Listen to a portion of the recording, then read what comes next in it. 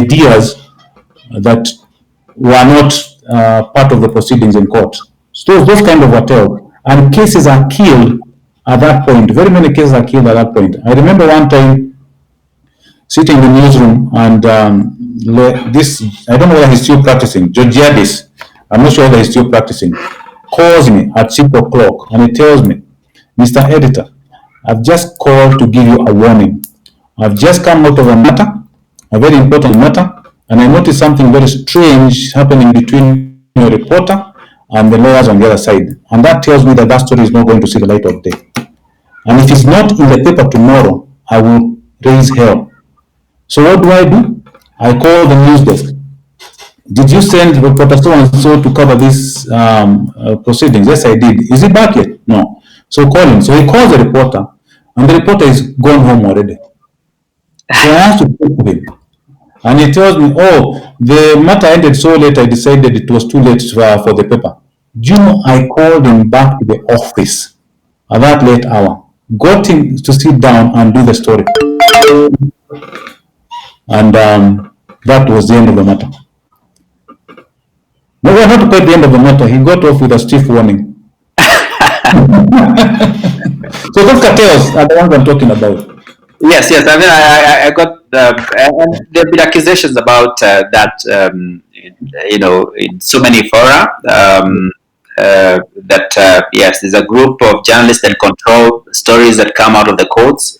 I mean, these experiences are good for our understanding of what happens in court, but also as part of enhancing professionalism. As I started by saying, the import of these conversations is to enhance not only the relationships that we have, but also as a way of ensuring that the media are credible, the journalists are credible, they are reliable sources of information, they are reliable sources of what is going on in the courts. So I think it's important for the journalists here to share their own experiences. So other than Zipporah, I'm sure there are other people that may want to share their own experiences and refer maybe specifically to what Wangethi was talking about, whether you not whether you're part of the cartels, but whether maybe some people have tried to tell you that this story, don't cover it,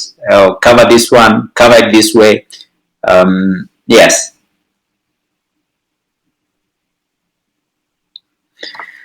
Anybody else? I wish I could see the names.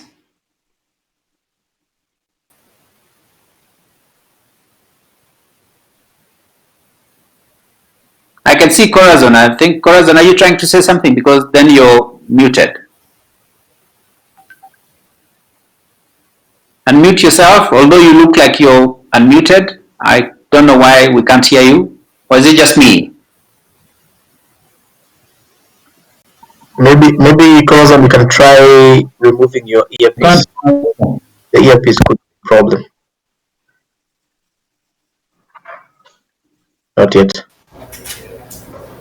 Yeah, try now.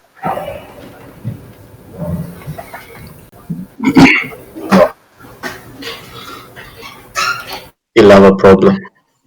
I think we still have a problem. Okay, the Corazon, you can use the chat, maybe type something. Yeah, I can see two guests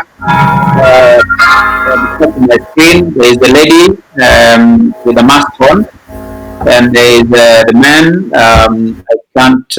I only see guests, but yes. And then there is Kenneth Kazungu, who's just maybe put on his camera. So I think we still have a few moments. So if each one of you can take a minute, and obviously the others that I can't see. To say something. Yeah, I've already said something. Yes, the lady, we can hear you. Say something. You've just said, I want to say something. What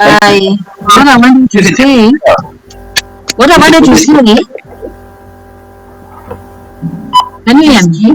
No, what I want to say is that sometimes it is very difficult to get information from the registry.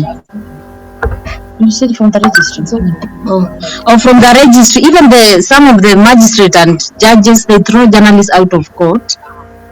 That has been a great problem. So when you want to cover, like there's another case we wanted to cover in another magistrate court, and then the magistrate locked us out and said it's because of COVID. So it was not because of COVID, it was because she doesn't want us to cover that story. So covering court cases is also a challenge. You have to have sources, you have to make sure you have a clerk who will help you. Also, you have to have a good rapport with the magistrates. When they hate you, sometimes you don't get that information. And then they start complaining about you. They call you to the chambers. They throw words against you. They say, why do you write this story like this? It's like they want to take a certain angle of the story. Like there's this story I wrote about the Raila and Uhuru sometime back, CCTV footage. The magistrate summoned me and she was like, I did not say they should record statements, but she said that, But she was like, she wanted me to write the story in a different way. So like getting stories in court is also a problem. All right. Sometimes we fear for our lives sometimes that we really have to cover. All right. George, I'm intrigued by that statement. Yes, I wanted to